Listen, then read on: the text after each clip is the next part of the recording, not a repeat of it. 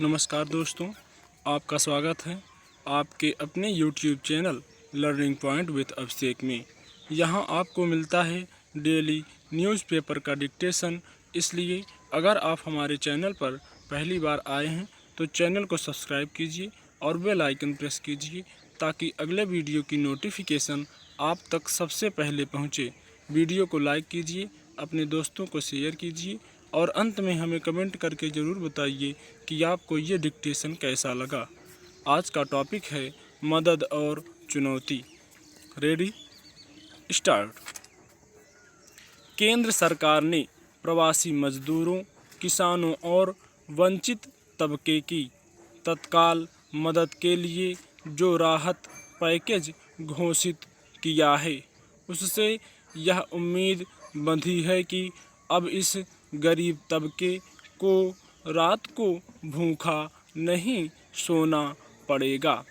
ऐसे में अब करीब 8 करोड़ प्रवासी मजदूरों को अगले 2 महीने तक प्रति व्यक्ति 5 किलो अनाज और प्रति परिवार 1 किलो दाल मुफ्त मिलेगी।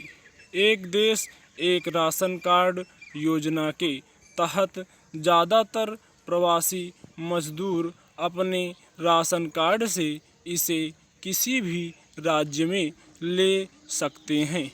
यह अनाज और दाल उन लोगों को भी मिलेगी जिनके पास राशन कार्ड नहीं है।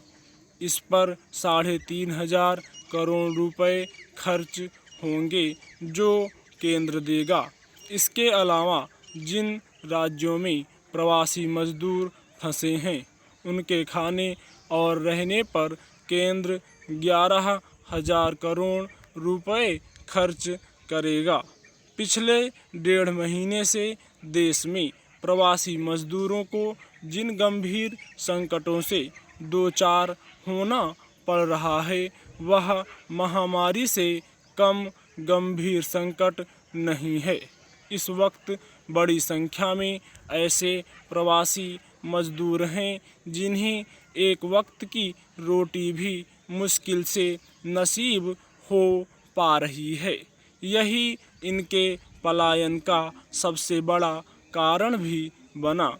सरकार ने हाल में 20 लाख करोड़ रुपए के जिस पैकेज का ऐलान किया है उसी में से इन प्रवासी मजदूरों, किसानों और समाज के गरीब तबके के लिए भी खर्च होगा। सरकार ने जिस तरह की मदद का ऐलान अब किया है इसकी ज़रूरत काफ़ी पहले से महसूस की जा रही थी। पूर्णबंदी लागू होने के बाद से ही समाज का बेहद गरीब तबका सबसे ज़्यादा मुश्किलों का सामना कर रहा है। सरकार ने गुरुवार को 3,16,000 करोड़ रुपए की जिन 9 योजनाओं का ऐलान किया उनमें से 3 योजनाएं प्रवासी मजदूरों के लिए हैं। प्रवासी मजदूर भी अब मुद्रा लोन योजना का लाभ ले सकेंगे। इसका एक बड़ा फ़ायदा यह हो सकता है कि अगर कोई प्रवासी मजदूर वापस अपने पुराने काम पर लौटने का इच्छुक नहीं है तो वह मुद्रा लोन योजना के तहत कर्ज लेकर काम शुरू कर सकता है। अगर यह प्रयोग सफल होता है तो प्रवासी मजदूरों के लिए निश्चित तौर यह बड़ी मदद होगी। प्रवासी मजदूरों के लिए कम किराए वाले घर बनाने की भी योजना है, पर फिलहाल यह दूर की बात है। इसमें कोई शक नहीं कि अगर योजनाबद्ध तरीके से पूर्णबंदी लागू की जाती तो शायद इतने बड़े पैमाने पर मजदूरों के पलायन की समस्या का सामना नहीं करना पड़ता। केंद्र ने योजनाओं और पैकेज का ऐलान तो कर दिया है। अब जिम्मेदारी है राज्यों की। देखना होगा कि राज्य कितने प्रभावशाली तरीके से कदम उठाते और कैसे इन राहत पैकेजों का लाभ प्रवासी कामगारों तक पहुंचाते हैं। समस्या यह भी कि हमारा तंत्र भ्रष्टाचार से अभी पूरी तरह से मुक्त नहीं हो पाया है।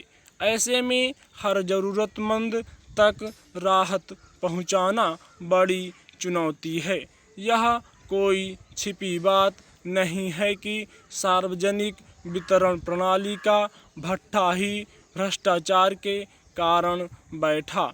ऐसे में हर गरीब को बिना किसी अड़चन के राशन मिलता रहे, यह सुनिश्चित करना होगा। जिन राज्यों से मजदूर लौट गए हैं वे वापस कैसे आएं, यह भी राज्य सरकारों को देखना होगा।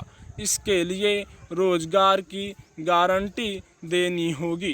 केंद्र सरकार का राहत पैकेज तो सिर्फ कुछ वक्त के लिए मददगार साबित हो पाएगा, लेकिन अस्थायी समाधान राज्यों को ही निकालना है।